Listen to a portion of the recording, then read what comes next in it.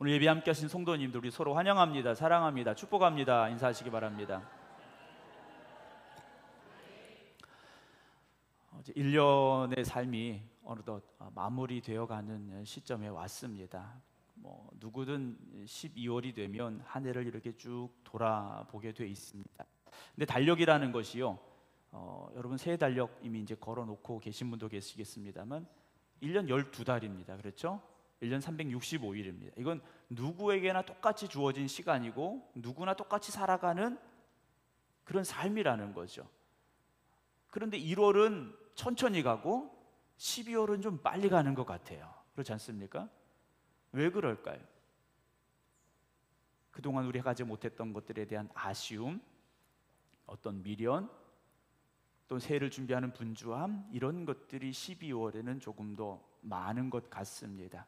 우리가 인생을 좀 삶을 계획적으로 살자 하고 하루의 계획표도 세우고 월간 계획도 세우고 연간 계획도 세우고 합니다만 대부분 그렇게 살지 못하는 경우가 많이 있습니다.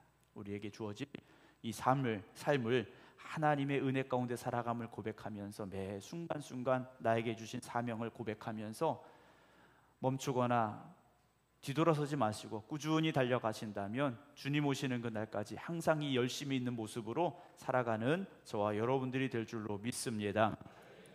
오늘 말라기 3장의 말씀인데요, 말라기의 말씀 이제 계속 드리고 있는 중에 있는데 오늘 이 말씀을 다시 한번 드리려고 그래요. 왜냐하면 대림절 기간 중에 읽게 되는 성경 말씀 중에 한 부분이기 때문에 오늘 이 말씀을 함께 나누려고 하는데, 이스라엘 백성들, 말라기에서의 이스라엘 백성들이 하나님을 향하여 외치는 말이 무엇이었습니까? 하나님 우리를 사랑하고 계십니까? 라는 거였어요. 하나님이 우리를 사랑하신다고 하는데 진짜 우리를 사랑하십니까? 하나님 우리하고 함께 하고 계신다고 말씀하시는데 정말 우리하고 함께 하고 계십니까? 라는 질문이었어요. 왜냐? 현실이 힘들고 어려웠기 때문이라는 거죠.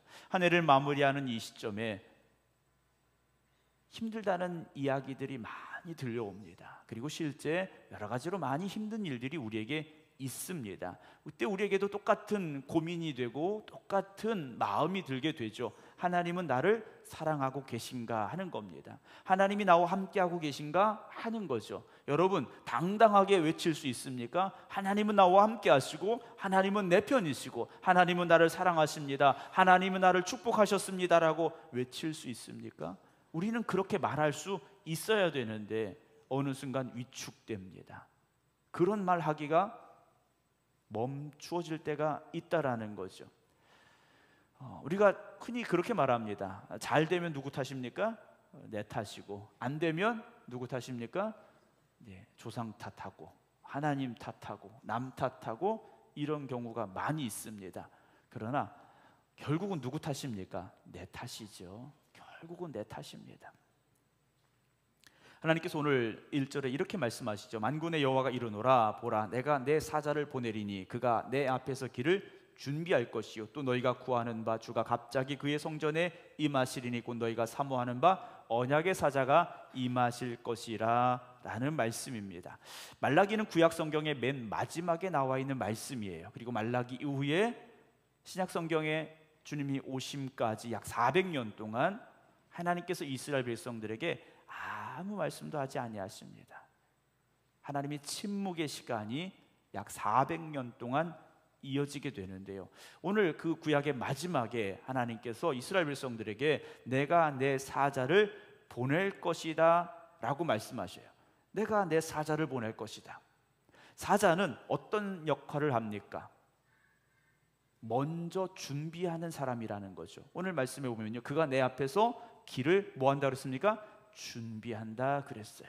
주님이 오실 그 길을 준비할 사람을 보낼 것인데 그가 누구였습니까? 세례 요한이었다라고 성경은 기록을 하고 있습니다. 그래서 마태복음 11장에 내가 내 사자를 내 앞에 보내노니 그가 내 길을 내 앞에 준비하리라 하신 것이 이 사람에 대한 말씀이다 라고 마태가 말라기의 이 말씀을 기억하면서 말라기 3장에 하나님께서 말씀하신 내 사자가 누구였느냐, 내 길을 준비할 사자가 누구였느냐, 바로 세례 요한이었다 라고 우리에게 설명을 해주고 있습니다. 그러면 왜 말라기 시대에 하나님께서 사자를 보내시겠다고 하셨습니까? 그 시대가 그만큼 타락해 있었기 때문이라는 것이죠. 오늘 우리의 시대는 어떨까요? 오늘 이 시대의 교회는 어떠합니까? 교회의 부흥을 여기저기서 외칩니다. 다시 일어서자고, 다시 부흥해야 된다고 여기저기서 이야기를 하고 외치고 기도하고 부르짖습니다. 그러나 실상은 어떠한가? 교회가 점점 더 침체되어 가고 있다는 거죠. 제가 신학교 처음 갔을 때입니다. 90년대 초반이죠. 제가 그래도 90년대 학번입니다. 머리는 조금 이렇게 하얘져서 선배님들도 제가 선배인가 이제 아리송해지고 있는데, 그래도 90년대 학번인데 제가 처음 학교에 갔을 때 우리가 웃으면서 그랬거든요.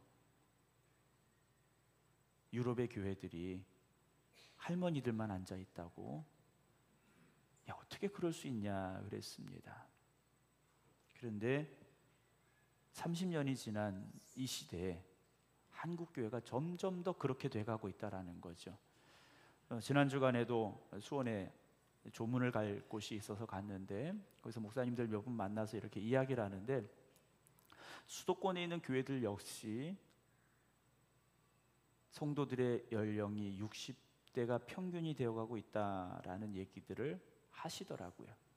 물론 모든 교회들이 그렇다는 건 아닙니다만 보통의 교회들이 성도들의 연령이 60대가 되어가고 있다라는 거예요. 요즘은 우리 성도님들이 뭐 60대, 70대가 돼도 건강하시잖아요.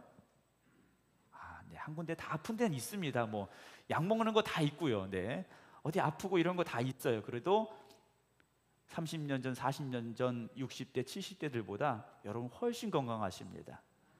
더 건강하실 줄로 믿습니다.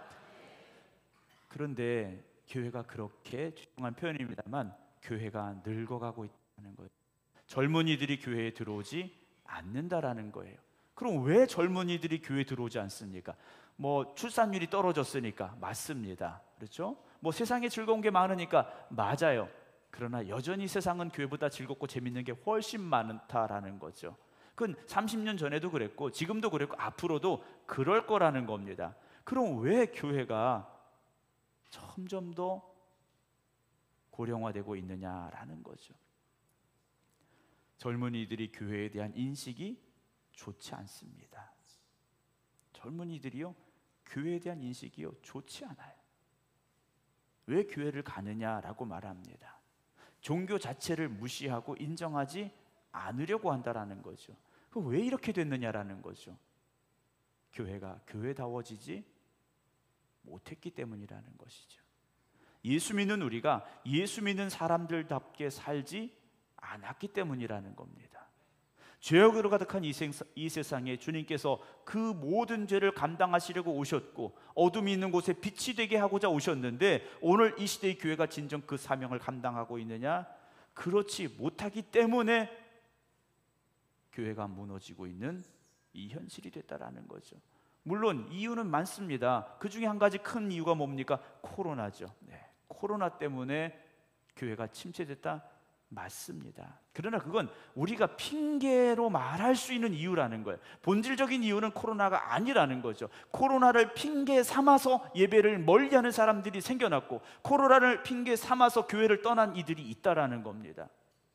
이유가 없었는데 마땅한 이유가 생긴 거예요.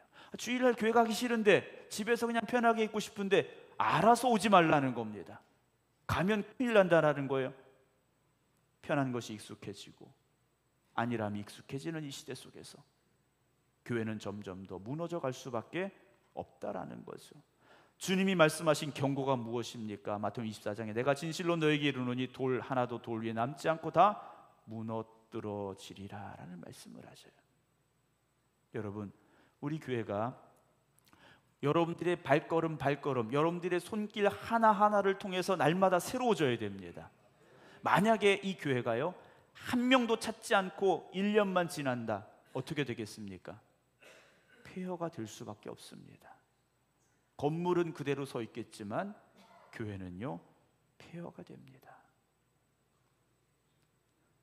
오늘 이 시대에 주님이 오시는데 그 주님의 오심 앞에서 우리는 준비된 사람으로 이곳에 있고 주님이 오시는 길을 준비하는 주님의 사자로서의 역할을 온전히 감당하고 있느냐라는 것이죠. 한국교회 위대한 발전을 이루었습니다. 수많은 선교사들을 파송했습니다. 세계 곳곳에 한국 선교사 가지 않은 데가 거의 없습니다. 그런데 정작 한국 땅에서의 교회는 어떠한가라는 거죠. 오늘 말씀해 보면요, 주가 갑자기 그의 성전에 임하시리니라는 말씀이 나와요. 갑자기 임하신다라는 거죠. 그러나 우리가 느끼기에 갑자기인 것이지 주님은 이미 오시겠다고 말씀하셨고 그 말씀하신 시간에 오신다라는 거죠. 주님은 다시 오실 것입니다. 다시 오실 그 주님이 언제 오실지 모르지만 준비되고 깨어있는 이들에게는 기다리던 그 시간이 되겠지만, 그렇지 못한 사람에게는요, 갑자기 임하는 시간이 될 수밖에 없다라는 거죠. 1년 12달의 계획을 잘 세우고 차근차근 준비하고 한 해를 보내온 사람은 연말이 되면 뿌듯함이 있고 열심히 살아왔다라는 자부심이 있을 겁니다. 그러나 그렇지 못한 사람은 아쉬움이 많고 안타까움이 많고 초조함이 있고 이런 마음이 들 수밖에 없다라는 거죠. 사랑하는 성도 여러분, 하나님께서는 저와 여러분들을 택하시고 부르셨습니다. 이 땅에 하나님의 교회를 세워가는 일에 우리를 부르셨고, 하나님의 몸된 교회가 하나님의 영광을 나타내는 일에 우리를 쓰시고자 불러주셨다라는 거죠. 여러분, 그 사명을 온전히 감당할 수 있는 우리 생각교회가 되기를 주님의 이름으로 축원합니다. 그래서 신앙생활 어떻게 해야 됩니까? 정신 차리고 해야 됩니다. 순한 표현을 쓰면 깨어 있어야 됩니다. 잠들어 있는 이들이 깨어나야 되고요, 잠들어 있는 교회가 깨어나야 됩니다. 그렇지 않으면 교회는 여전히 세상에 손가락질 받는 교회가 될 수밖에 없다라는 거죠. 주의 길을 예비하라 우리에게 말씀하십니다. 내일이 성탄절인데요, 주님이 오실 길을 예비하는 게 무엇이겠습니까? 교회가 교회다워지고 성도가 성도다워지는 데 있습니다. 저는 이렇게 항상 만나는 분들이 목사님들, 또 우리 성도님들, 다른 교회 성도님들, 거의 그런 분들을 만나게 돼요. 네. 교회하고 전혀 상관없는 분들을 만날 기회가 많지는 않습니다. 근데 우리 성도님들은 그래도 저보다는 다양한 분들을 만나시게 될 거예요. 여러분, 그런 분들에게 한번 물어보세요. 교회에 대해서 어떻게 생각하고 있냐고, 교회에 올 마음이 있느냐고 한번 물어보세요. 무슨 대답을 들을 수 있겠습니까? 오늘 우리의 교회가 하나님의 영광을 위해 온전히 서야 되고요, 교회가 그 사랑을 실천하고 나타내주고 증거할 수 있는 교회가 되어져야 됩니다. 교회의 중심은 예수 그리스도의 십자가임을 잊지 마시기 바랍니다. 우리가 매일매일 성경을 읽고 매일매일 예배를 드린다 하여도 우리 중심 안에 예수 그리스도가 없다면 여러분, 그건 진짜 신앙이 아니라는 거죠.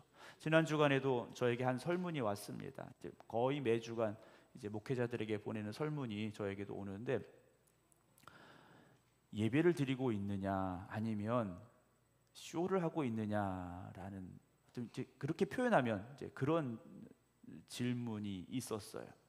그러니까 우리가 예배자로 예배를 드리느냐 아니면 준비된 예배에 구경하러 온 관객과 같은 예배를 드리고 있느냐에 대한 질문이었습니다.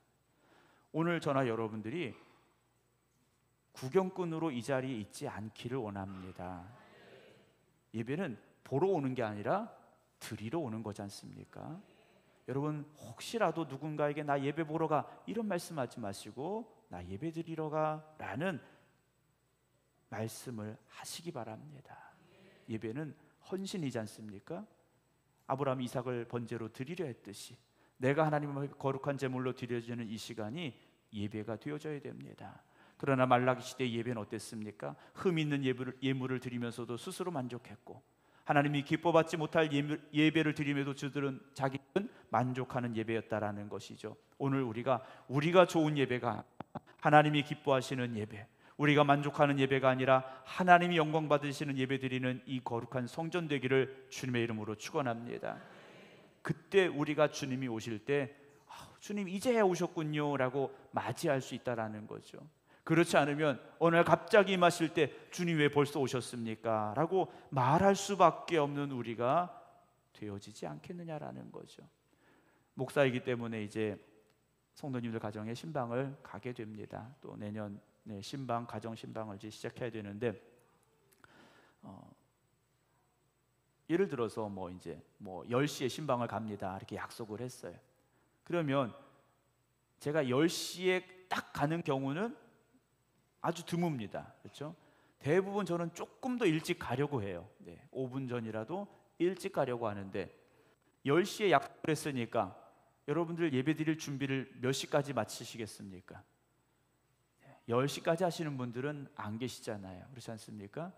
조금 더 일찍 준비를 마치고 예배드릴 그런 마음을 가지고 기다리고 계시는 경우가 거의 대부분이에요. 근데 혹시나 10시에 온다고 했으니까, 목사님 10시에 오신다고 했으니까 10시까지 준비하면 되겠다 하고 준비하면 어떻게 되겠습니까? 제가 5분 더 일찍 가면요 못 들어갑니다. 목사님 조금 이따 들어오세요. 아직 준비가 안 됐어요. 이렇게 말씀하실 수밖에 없지 않습니까? 내일 성탄절입니다. 주님이 이 땅에 오시는 그날, 그리고 다시 오시는 그날, 우리가 어떤 마음으로, 어떤 모습으로 살아야 되겠습니까? 언제 주님이 오셔도 부끄럽지 않은 모습으로, 언제 주님이 오셔도 준비되지 않은 모습이 아니도록 우리가 깨어있고 주님 맞을 준비를 하면서 살아갈 수 있어야 됩니다. 그러려면 오늘 이 하루가 하나님의 뜻과 하나님의 영광이 나를 통하여 온전히 이루어지기를 원합니다. 기도하고 힘써 살아가는 저와 여러분들에게를 주님의 이름으로 축원합니다. 세상이 아무리 약하다 할지라도 우리는 그러지 말아야 됩니다.